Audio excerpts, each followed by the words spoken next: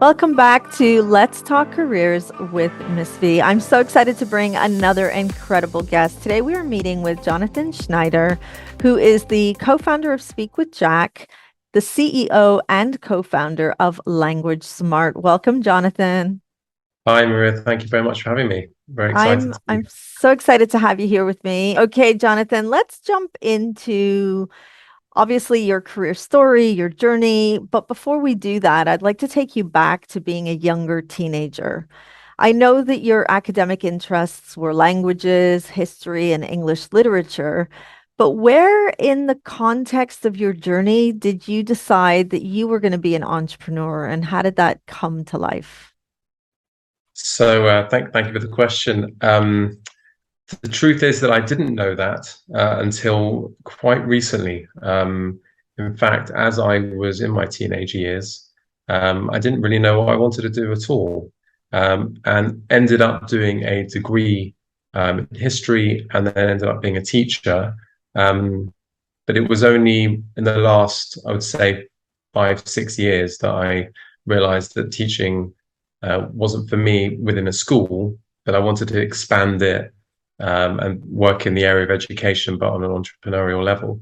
So it was actually only relatively recently that happened. That's really interesting that you decided that teaching in the context of being in the classroom wasn't for you. And I know in my conversations with educators, they're always afraid of if I wasn't a teacher, what would I do? Right. When you were at that time and reflecting on, well, you might have been feeling this isn't for me. How did you know what the next thing would be? Were you in a circle of like-minded people who were leaving education in the context of a classroom, or was this a choice that you kind of said, you know what, I just have to go with the gut? There was a particular person who is now my business partner who said, why don't we work on a project together? And so I thought, okay, you know what, I'm gonna go for it, really. I mean, it was tempting because I thought this would be, something that would work very well. And I knew that, as you said, I didn't really want to continue teaching. So to some extent, I took a risk, but I felt that the risk was worth it at the time. And I think it's proved to be, in hindsight, it proves to be a very good decision. And it is hard to kind of break out of that cycle. I know a lot of people who do remain in teaching, not necessarily because they love it, but because they feel that there's no other option. And there is a risk that has to be taken. But I think part of being an entrepreneur is exactly that. You're willing to take the risk and go for it and actually create something yourself rather than kind of working within the context that somebody else has created. And ultimately, that's the most fulfilling thing. And that's very interesting. Let's take that turn. I know that young people watching this right now might be thinking, how does one become an entrepreneur? Is that something that you learned about at school? I'm almost assuming that, getting your bachelor's degree in Hebrew and philosophy and qualifying as a teacher, that business courses would not have been the norm. Did you ever have to go into business to become an entrepreneur, or was the journey of an entrepreneur something that you, as you said, I took that leap, I did take the risk, and your business partner helped you through it? So I suppose I should add that my professional experience hasn't just included being a teacher. While I was at university, I was working as a on a sales team, and my whole life really, I've tried to do different things. I've done a lot of traveling. I did run my own small business with music business. I didn't kind of look at that as a huge thing at the time, but I think looking back, all of those interests and activities actually led me to developing the mindset of prepared to take some form of risk. Because I can see that by doing that, I'm going to have more fulfillment. So I think being an entrepreneur is actually a mindset. It's the ability to say, okay, and I don't mind if things go wrong, because I believe that I'm going to do something. And part of that is having a vision of what you want to achieve and really going for it, and not just an inspiration that lasts for a month, but you're in it for the long term. And having, I suppose, a self-confidence that you're going to find the right path. And then it becomes really an exciting journey. And that's what's actually beginning to happen now, in what I'm doing. And tell us how the role of teacher and the skills of being an educator help you on your now journey as an entrepreneur. It really does, because I met thousands of people during that time, both adults and children, and so through that, I mean, just that interaction, it's impossible to kind of nail it down and break it down and say, well, this person or that person. There's lots of different influences that were on, in my 15 years of teaching. So, and I suppose being a teacher, you're helping children to grow. So, you're focusing on their development, and trying to find new ways to help them, to build on their potential. So, that though all those experiences have certainly contributed to where I am right now. But I found that within a school setting, for me, it was limited. I wasn't somebody who was going to become an assistant head or a head of school. That just wasn't kind of maybe my personality. But I did want to become the head of a business. And I saw business as something different to schools. Whereas in schools, we're focusing on growth of the children. It's not necessarily commercial growth, although there are obviously schools where that is the case. But the ones where I was working, it wasn't that. There were state schools, and teachers weren't involved in anything along those lines. I was interested in kind of the connecting more globally to people and being involved in finances and developing and making money, but at the same time educating. And here's an opportunity for me now to be able to do that, to educate and also to make money, and to have an impact in a wider scale. And what would you say are some of because whenever I speak with entrepreneurs, they talk about their experience, and for a young person listening, it sounds very enlightening and it seems very smooth, and that journey just comes across as very seamless. But as an entrepreneur myself, I know that that is not the case, and that the journey is rather bumpy, and an entrepreneur will find their way through that bumpiness. What would you say to any young aspiring entrepreneur that is thinking about taking that leap as their first career milestone? What would some of your tips be? I think resilience is the number one thing. You have to be prepared to go through the ups and downs. I've been through many, continue to go through. So it's really a character building exercise. You have to know yourself that you're prepared to do that. I think you also have to know your context. Everybody has their own circumstances, their own account taking. You have to make sure that you can do it, both on a financial level and, as I said, on a psychological level. And that is actually something which you can see actually happening, and you have a path. It isn't easy. It isn't smooth. It's exactly the opposite of that, actually. But it's the most rewarding thing you can do, because when you create something and then suddenly people actually are using it, it's like there's no greater feeling. But to get to that point is immensely hard. I think you also got to surround yourself with people who are going to help you. I have a very good business partner who is also a very close friend. We work very closely together, and then we've built a good team around us of people that we outsource everything to. And as our business grows, we expect to build more of a team in our company. And if you surround yourself with good people, that's also very, very important. People, not just people who have complementary skills, but people who are supporting you on a personal level, because it does require that. I would also say that, whatever your personal circumstances are, so if you've got good relationships, that really helps. Thankfully, I have an amazing wife who's very supportive. So again, it's everybody has to take their situation into consideration. And if you've got a mentor, somebody you can talk to, somebody who really, has been there and done it, that's also very helpful and very useful. Fantastic. Okay, let's jump into Speak with Jack and Language Smart. What is Speak with Jack and how does it differ, or is it part of Language Smart? They're two separate things. Speak with Jack is a company that I co-founded with my business partner. And we have created an online English language learning platform that helps children become confident speakers currently at A1 and A2 level English. We are selling licenses, have already sold licenses to schools around the world. So that's business number one. The second business is something that I set up, Language Smart, and it's a combination of me doing some online teaching, and also I've created resources and a website for adults who want to start learning English as well. So I've created role plays and then on the website.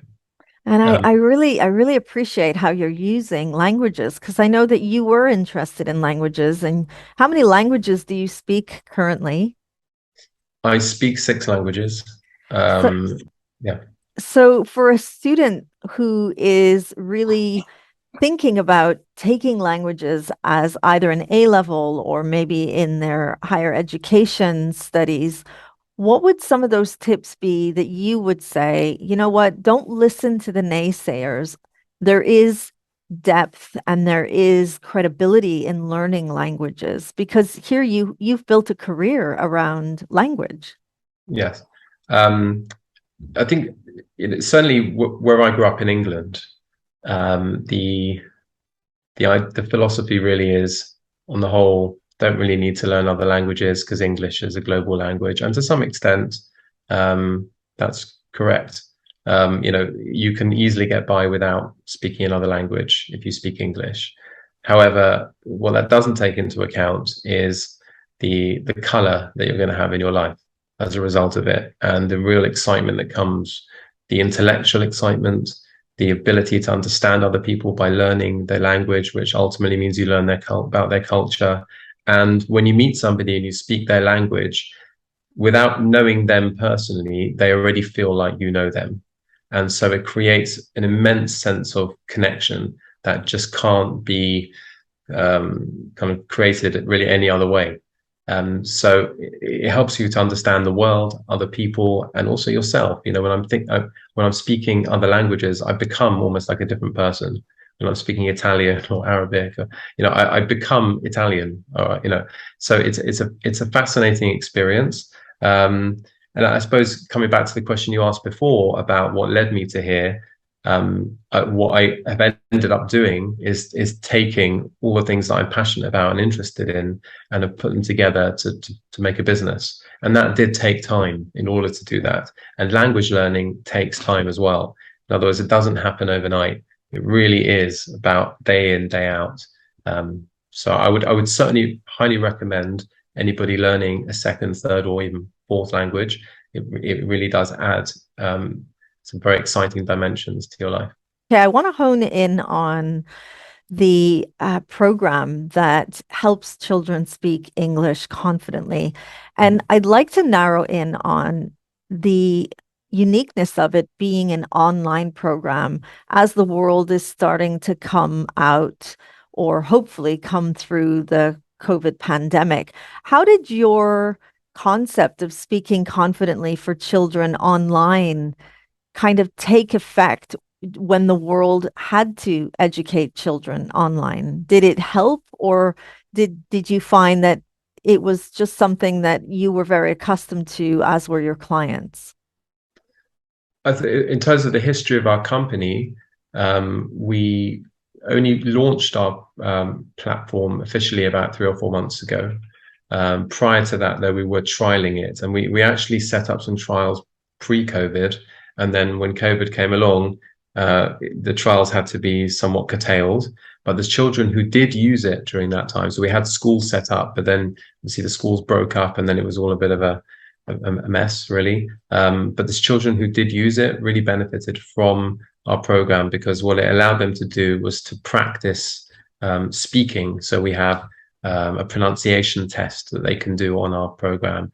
They are learning through the art of narrative.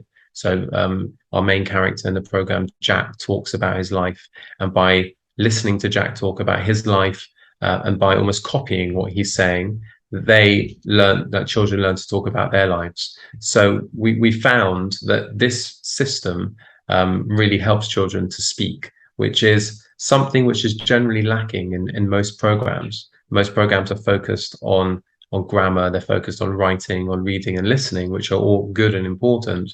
But the golden thing of language learning is speaking. If you're not speaking, you're not really learning the language. So that's what our program is able to do. Now, of course, it's limited to some extent by the fact that it's online. It's not, actually speaking to a human.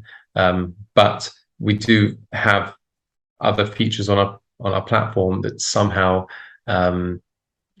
sort of simulate your ability to speak to other people. And then if you're learning together with a partner using our program, you can speak using our program as well.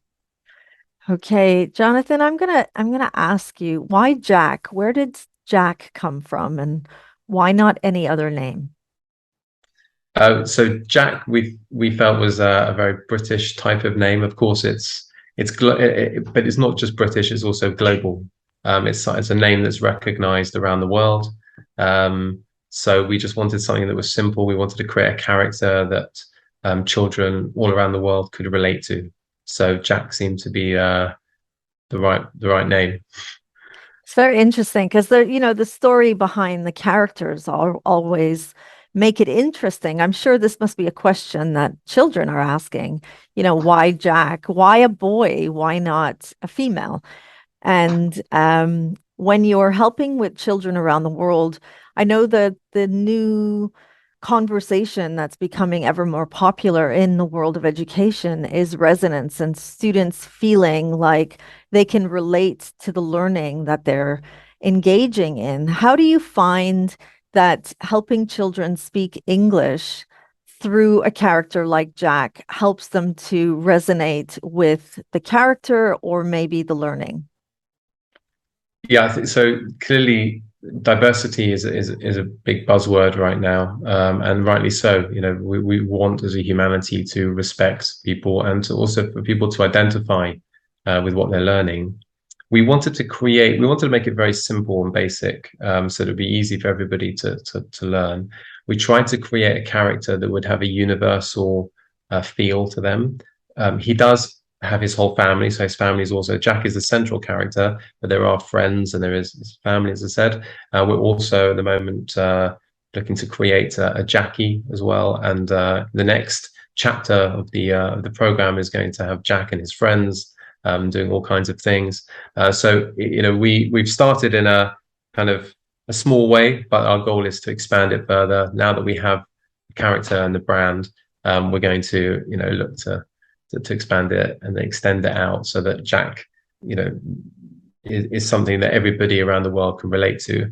But in terms of the actual learning the language, when somebody's listening to Jack, so he happens to be a boy, a 10-year-old boy, but he's doing things that, most 10-year-olds are doing. And therefore, it's something which children, I think, will, on the whole, will be able to relate to. Children up to even 12, 13 years old are really sort of relate to him as well. Very exciting. So, as I'm hearing you speak, I'm thinking about all the different roles that you would probably have on your team, from creative thinkers to educators to even cultural awareness ambassadors. How do you do it all, or do you have individual people on the team helping you do that? And I ask you this question because for a young person watching this interview right now, what I want them to understand is that behind the scenes of an organization are several roles that they might find would be interesting for their careers. So when you think about Speak with Jack, what types of roles do you say are very important to the brand and to make sure that it becomes a service and a product that can really translate into cultures all over the world? So I think for the young people, I don't want to sort of build us up more than we are currently. I think, every company starts small. And so we have started small, and there's only two main people working on it currently. We have outsourced other things, the development of the platform to others, the creation of the animation to others. But as we're starting out, we are doing most of those roles ourselves. And I think that's a really important thing to do at the beginning, because then you're learning how to do sales, how to do marketing, how to do product development, how to think about the finances, and also all the other questions you were talking about, which come out from doing something that's global. The goal is to, once we have, we're selling more and more licenses, is that we will start to employ more people, and so we are already giving, serious thought to what that would look like. I think at the heart of any business is relationship, and building relationships is again something that takes time. It's something which doesn't happen, overnight, and especially when what we're doing is connecting to head teachers, or local authorities, regional councils, all around the world. We start slowly, we build, relationships, we build trust, and from that, and we build awareness, and from that, we're able to say, look, this is what we do. This is, this be of interest to you? And then schools start taking it on, and more schools start taking it on. And then, you see a snowball effect. That's how we see it happening. But at the initial stages, you've got to take on pretty much every role. And that actually is really exciting. But, it will come to a point when we won't be able to do everything. And we expect that, and we hope that that'll be the case.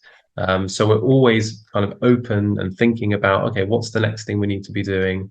You can't rest on your laurels. You have to constantly be, thinking ahead and like doing what you're meant to be doing now, but also thinking ahead about where it's leading to and what will need to be done next. So we will need a lot of different roles, as things progress. So, to set it up, what kind of roles or what kind of thinking hats did you and your partner need to have? Obviously, it's a digital platform. So, somewhere in that partnership, someone had to know how to do coding, for example. What other types of job roles are you both having to take? And I ask you because for a young entrepreneur, they want to understand that the business will require those different occupations. And also for a young person thinking, hey, I want to work for a small and medium company, would my role be something that they would be looking for as well? So I think if I take a step back, there are three stages, primary stages at the beginning of a business. One is obviously the idea. That's something which, the co-founders will do and come up with. Two is then executing that idea, the product development. And then three is sales and marketing. Now, we've been involved in all those three things, and each one of them has been a huge learning curve. So, in order to be able to do all those three, you have to be open to learning. You have to be open to discovering new things, to talking to people, finding out how things are going, trial and error. Things sometimes go well, things sometimes don't go so well, but identifying what are the key things that are moving us forward. So, within that, there are lots of different roles and hats we have to put on. And that's just, look, marketing is an important one, right? Sales is massive. These are two incredibly important things. What I've discovered is that LinkedIn is immense.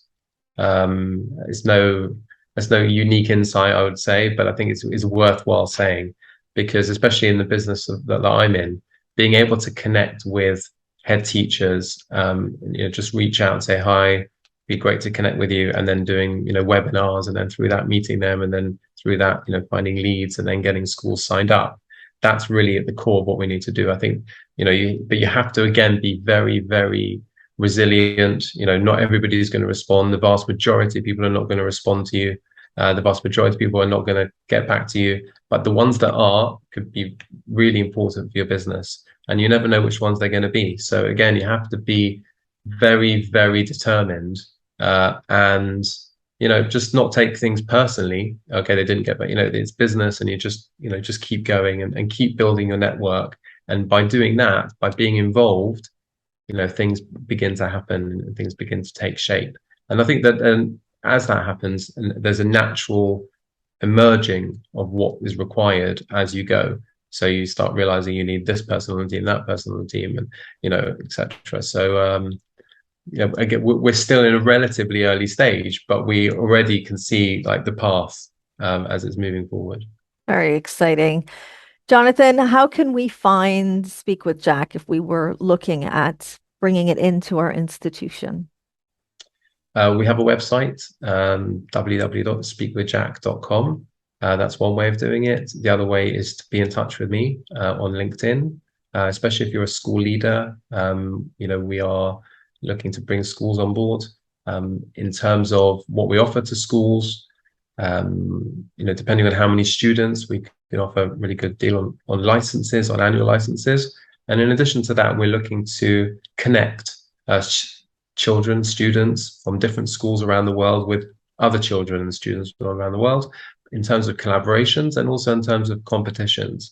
Our platform has a very strong curriculum which takes a child very clearly from A to B. And so given that we have a set of vocabulary and grammatical constructs and a whole set of materials, that means we can test children on it. And that means we can help children to connect with each other because they're all learning the same thing. So those are the two primary ways that would be best to get in touch with us. Thank you, Jonathan. It's been such a pleasure having you and talking with you about your career, your journey as an entrepreneur, and learning more about Speak with Jack. And that brings us right to the end of another incredible conversation. Today, we spoke with Jonathan Schneider, who is the co-founder of Speak with Jack and the CEO and co-founder of Language Smart. I'll see you all at my next Let's Talk Careers with Miss V.